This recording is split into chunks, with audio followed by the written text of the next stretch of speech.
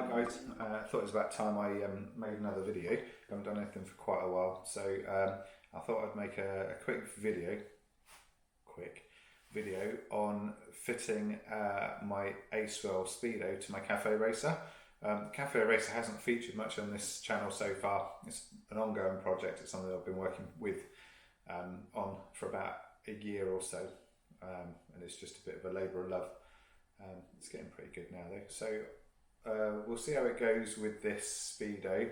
It's a bit more intrusive than I wanted it to be, because I wanted to actually cut it into the BMW's original wiring without too much fuss, but it looks like I'm going to have to chop a lot of the original BMW wiring out to include the special plugs that come with the Acewell speedo.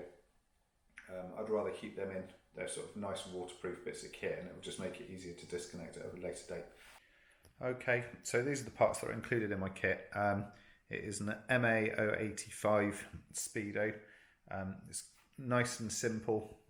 It'll record either revs up to 9,000 revs or 90 mile an hour on the gauge. If you want to use the needle, I presume digitally, because when the needle is active as the rev counter, then the display will show miles per hour down the bottom. So there's that. It comes with its own bespoke wiring loom, which, like I said, has got its own sort of nice plugged ends, which I don't want to chop off. I've also had to buy separately an Acewell speed sensor that plugs into the where the original speedo cable drive goes into the gearbox on my R100. So hopefully that would be much more simple, a lot neater, because the cable's obviously a lot thinner. And then, like I say, just the tail ends of the other cables to go into these plugs. And then there's a simple bracket. I've got a bracket made up to go onto the yoke, which will fit all that together. There's a diode in there. That's something to do with the rev counter. No, it's something to do with the alternator light, but I've got to look into that and find out what we're doing with that. So it's just started to rain outside, which is handy. So I'm obviously going to be working inside, and there's not much room here with my car next to it, the bike in the garage. My daily run around bike has had to go out in the rain, unfortunately, poor thing. So we'll gonna have to take the tank and the seat unit off this to expose the main wiring loom, and then we'll see what happens from there. Obviously, I've taken the speedo just off the top yoke at the moment, just to give me access to the cable.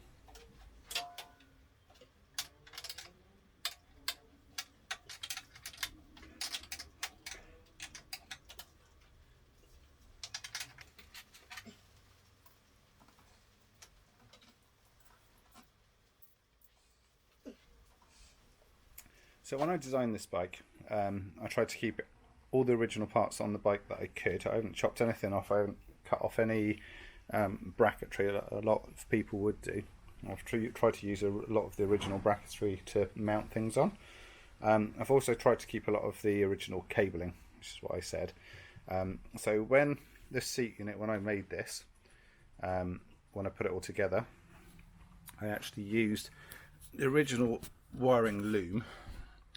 So all my cables for the rear seat go into a plug. I don't know if you can see. So when I disconnect it, it all uses the original BMW plug. So this whole seat unit will come off in one go. Although I've zip tied it on. If you can hear some wailing, then that is why. What's the matter, Jasper? Oh look, Jasper wants to jump down onto the motorbike. Okay, let's get you down. Come on. Okay, so I'm also going to take the tank off. Obviously I'm going to leave the tap in place, because otherwise all the petrol will come out. Don't really want to get involved in draining the tank down. So on this bike, I've got a tap on either side, so hopefully there won't be too much petrol comes out of here. I'll release this. I'll do the same on the other side. There's one 10mm nut to remove, and then the tank will come off. So I've moved the bike into the light a bit more because I couldn't really see the complexities of the things I needed to do. Whichever light and bunch it is of loom.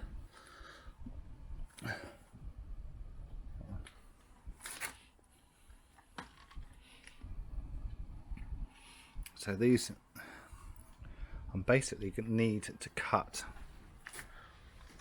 I basically need to cut this bunch of wires out here of this loom, which is a bit of a shame really, because at the moment it's all quite neat and all bound with shrink wrap. But I think that's the only way I'm going to do it, and I'll have to put the wires, the connecting blocks for the wires back here somewhere where there's room. It's all a bit messy anyway. Still running all my original coils and everything on this bike, which I kind of like really, but I think this is where it's all going to change. My battery is underneath the seat, so you've got the proper cafe racer look here, where you've got no battery, nothing through the middle of the bike. These lovely piggyback shocks. It's all quite neat underneath the tank, to be honest.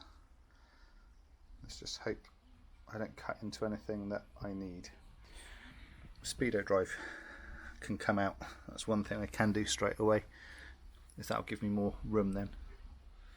Okay. Just moved a couple of bits and pieces out of the way to give myself room to get to this thick bit of shrink wrap here, and hopefully I'll be able to slit up through here and get to the wiring loom that I need to without causing too much damage to the original wiring loom. Okay, so this is where I'm at now. I've installed the new wiring loom. I've actually installed the gauge speedo, which you don't really want to do first, but you have to, because otherwise you don't know the position of your cables and stuff. This is the main wiring loom from the speedo. There's no way it would fit through the original route of the cable without cutting off the connecting blocks. This isn't tidied up obviously yet, so at the moment all the cables are just lined up, and I just need to find out which do which. I've got some printed off instructions off the Acewell website to help me, so I'll connect them one by one. I'll try and keep it as tidy as I can. There's probably a lot of wire I need to get rid of. See how we get on. Just about got everything connected up. This yellow wire, long yellow wire, I've had connected up to the coil on there. I started the bike up, and I got my RPM showing on the digital tacho, so that's great. Everything else seemed to work. Oil pressure switch seemed to work, indicators work, neutral light work.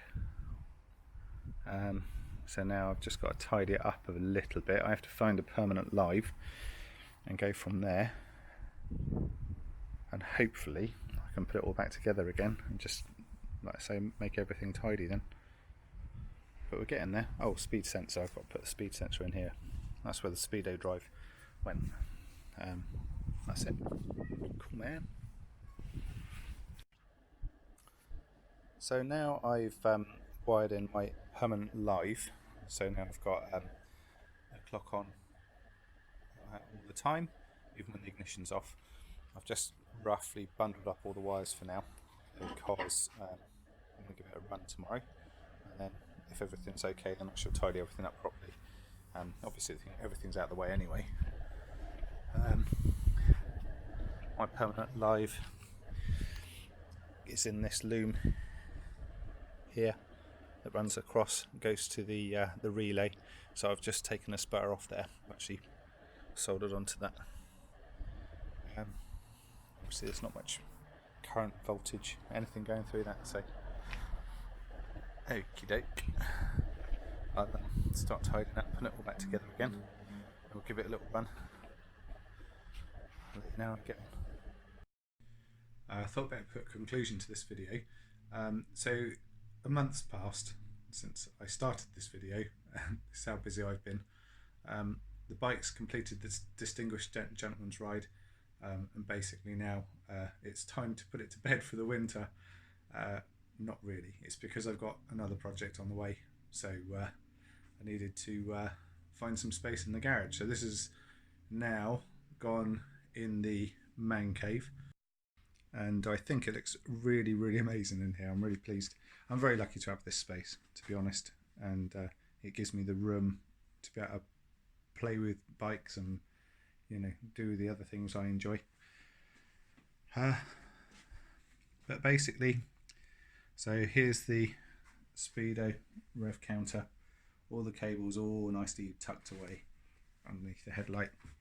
Worked brilliantly on the ride. It's good actually to see it in this light, because you'll see all the different functions that it does on startup. I'll do it again.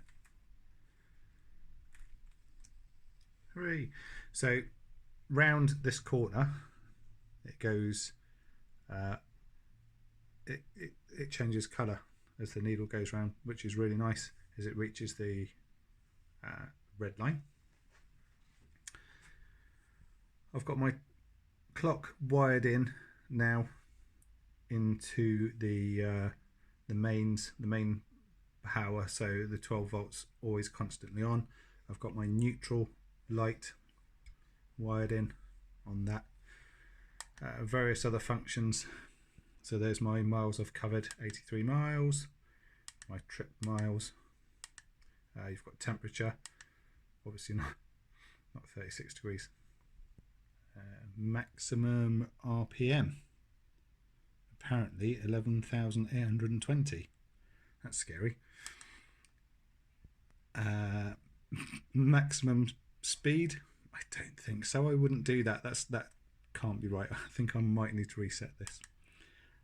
So my trips, I've done 537 miles since I fitted this speedo.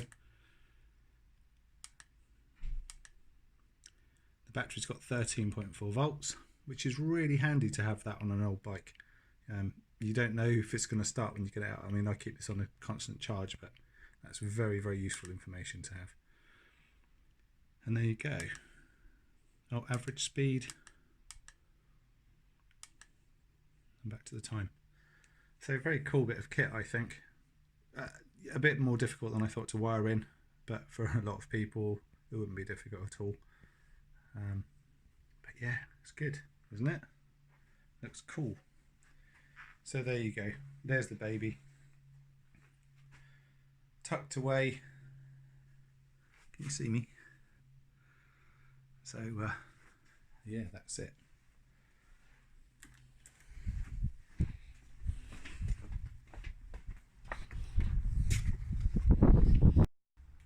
So then we come to here. So this is my garage. Nice bike space there that I've cleared, next to the tatty old Porsche that most of the time just lives underneath this big red pair of underpants. I do use it honestly, but it's just finding the time with everything else. And then some of my photography that I've done throughout the year, pictures of Silverstone and Marquez, and this greatest of all time guy, Rossi, and some scenery and landscapes and more of Marquez, Vinales, and a lovely picture of the old Porsche. Okay, so I'm going to wrap this up now. I'll show you when the new project arrives, and hopefully I'll make more videos on that. I really must get round to doing more and stop being so lazy. Okay guys, cheers, bye.